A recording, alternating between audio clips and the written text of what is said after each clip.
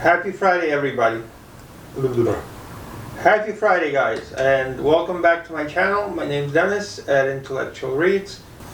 I thought that today for my Friday reads I would do a little wrap-up of the past month, which was July, and spring forth this weekend into new and exciting reading. And this video to be sort of a goodbye to what was a great month of reading for me, and then in the end sort of give you what I look forward to reading this week. So without further ado, let's get to the books.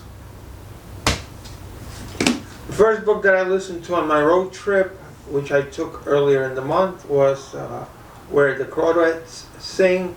This book was recommended to me by Allan at Big Hard Books and Classics. Great channel. If you have not checked them out, please do. So we'll start off with this book, and I absolutely loved it. This was one of those marathon books that I was glad that I had to drive for 10 hours because it allowed me to engulf myself in the work of Delia Owens, and I enjoyed it immensely. One sort of thing that I now look back upon this book and that really stands out to me for some reason is the cat Justice. You particularly meet him towards the end of the book, but I really liked him. And when I think back to this book, that's for some reason one of the peculiar things that stands out to me. Then we have The Lost Children Archive by Valeria Luiselli, and this was a book that I was most excited for to get to in this month, and I think that my excitement, my expectations were met with this text. Thoroughly enjoyed it. Such a good book. Now that I look back upon it, for some reason the scene that stands out to me in this book is when the father and mother are sitting on a balcony, and as their kids are asleep and they've just met and they've just moved into their first apartment together, the scene of them sitting on the fire escape and smoking a joint is one of those scenes that just randomly stands out to me from this book. Because it shows kind of like, you know, the new parents, the highly educated parents who relax and smoke a little bud. Nothing wrong with that. So yeah, this book was a 4 out of 5 for me. I don't know if I mentioned Where the Crawdads Sing was a 5 out of 5. So as we can see, it was a really good start to the month, and more great books to come. I guess the third book that I read was a library book. I'm trying to do one library book a month, and it kind of gives me liberty to go outside the box that I put myself into with every month's TBR. So I picked up the Besieged City by Clarice Lispector. I had never read her or did not know much about her. Although after reading this book, I did do a great amount of research. This was a terrific book. This is a 5-star author for me. Forget about the book, just a 5-star author for me that I'm excited to get some more of her works.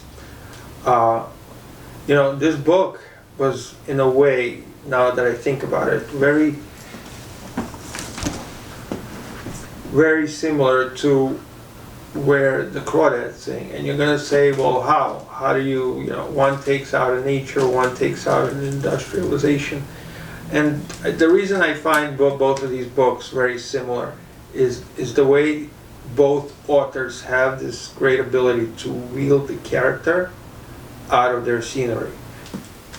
So here in the Besieged City we have Lucrecia Neves, our main protagonist, the girl that we see through her life. Here she's wielded out of the industry, out of a city, whereas here we meet Kaya, who is wielded out of nature. And so when you read this book, everything about nature Kaya loves and adores.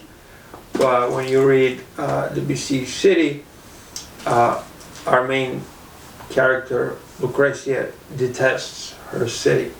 So, you know, you kind of get nature and then you get industrial city, which I thought, if read together, these books somehow played off each other for me, and at the same time gave me complete opposites. Finally, I finished Ask Again Yes, and this was a disappointment. I was so angry and so critical reading this book, especially that it has so many good reviews. I was disappointed immensely. I got this at Book of the Month Club, and it severely let me down. And if my other reads from Book of the Month Club will follow in the same context, I think my subscription is about to expire. I have 3 from them this month, so we'll see how that goes. The first one that I ordered did not pan out.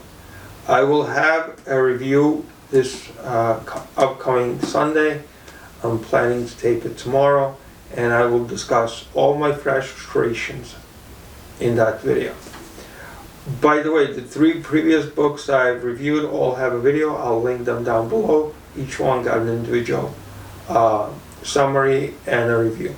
And finally, we arrive at Berlin Alexanderplatz. Let's try that again. Berlin Alexanderplatz by Alfred Doblin. And I know me and Allan again. See, I start off a video with Allan and I end off a video with Allan. But we're doing a buddy read. That's what it's called. It's called a buddy read. And we've been going back and forth on this book. I'm halfway through it. I'll tell you exactly what page I stopped today at 268. So that's how far I am. And I think it's like 440, so more than half, but we'll call it half. I think after having a month full of very brave and strong women characters, this is the kind of book that I needed to go along with it.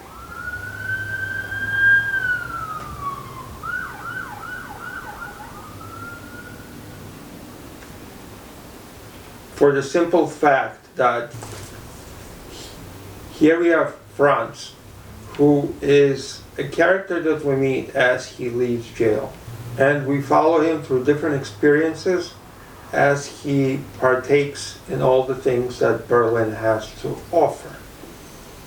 You may ask, why do we meet him after jail? What did he do to get in there? Why is that a big thing at the beginning of the book? Well, he killed his wife, had to serve 4 years.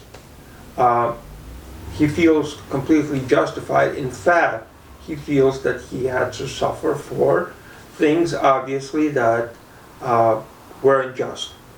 For, you know, she cheated on him, brought him angst, and therefore she deserved to die. He just fulfilled a moral, just duty by killing her. And so the punishment is unjust. When he leaves his prison after 4 years, which is, you know, a very reasonable sentence for killing a wife, he decides that his retribution will be to rape her sister. But he's a nice guy, because after, you know, partaking in his experiment and fulfilling himself after suffering 4 years in jail, he ends up ruining her apron. Of course, I think he brings her a couple of aprons on his next visit, and since her husband is in the area, he, being nice again, decides not to harm her. And then we follow him through all his escapades. What Alfred Doblin is trying to do, in my opinion, with such a character is, because he's so unpredictable but so full of variety, and his mind kind of constantly is changing, and he's taking new adventures and meeting new people. I think it's supposed to be a critique on the life of Berlin before the Second World War, and to show it in its honest colors, which are full of filth, destruction, jealousy, and all the bad things that come with capitalism. So in this corrupt atmosphere full of dirt and filth, I think Doblin has put Franz in because Franz is the just person and he will bring justice to all the corruption here.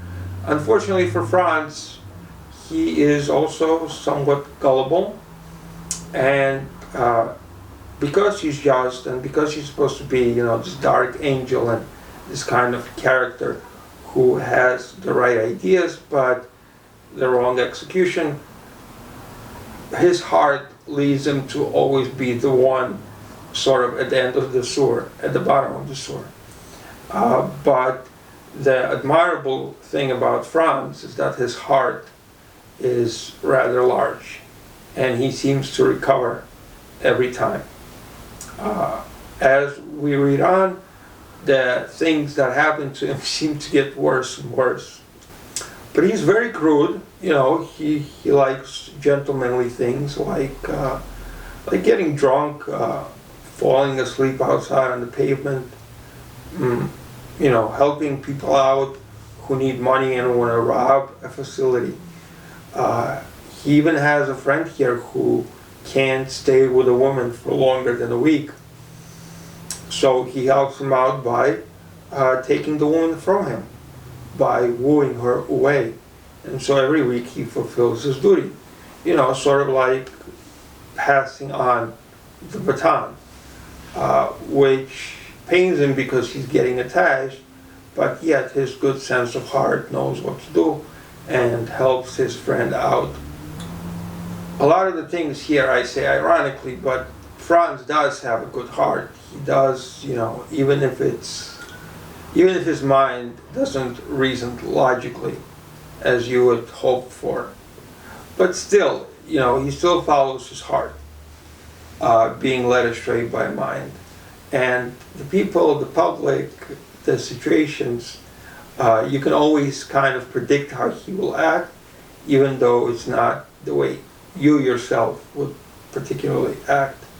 In that way, he's a very well-written character, and all his adventures, as well as all the people we meet, allow for Alfred Doblin to write a critique of his city. There's often talk about the great American novel, right? What does it entail? Who should it entail? What kind of America it should focus on? All of these things. Whereas Alfred Doblin here has possibly written the great German novel. I know it's not a thing, but if there was a category for each country, I think then Germany would put this as the high watermark for such a novel. I am immensely enjoying this because it seems like a novel you would write without any kind of worry for backlash, because every person here is offended or critiqued. The Jews, there's in the beginning of the book a lot said about the bisexual, the gay community. So if you have a soft heart, or if you don't like to see reality, or not real, but if you don't like to see these things in fiction, then this is not the book for you. One last thing I will say about this work is that I find that the women are portrayed in such a bad light.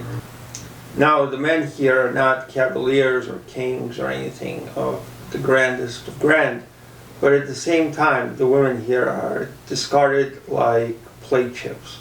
They are exchanged, they are dumped, they are raped.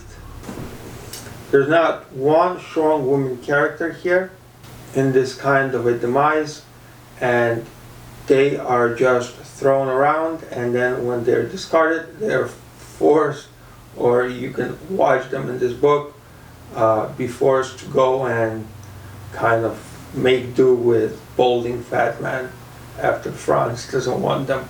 So it's comical in one sense, but also very tragic.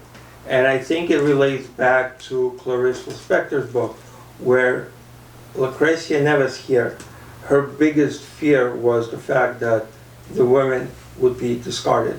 Once the city had risen, once the city was established, there would be no more need for women, very much like horses. And so it kind of ties into what's going on in Berlin, Alexanderplatz, because the women here are treated almost worse than dogs. When you have these different books that you read, they kind of start to play off each other, and so I find that the strong male characters here completely dominate the women, a fear that Lucretia Neves had as her city was coming to fruition. So I will leave my impressions at that, and I know that Allan posted a video of his first impressions, and he actually does a really good job because he gives a bit of the background, and he actually does a very good job because he gives a bit of research into the background. He also discusses in more specificity.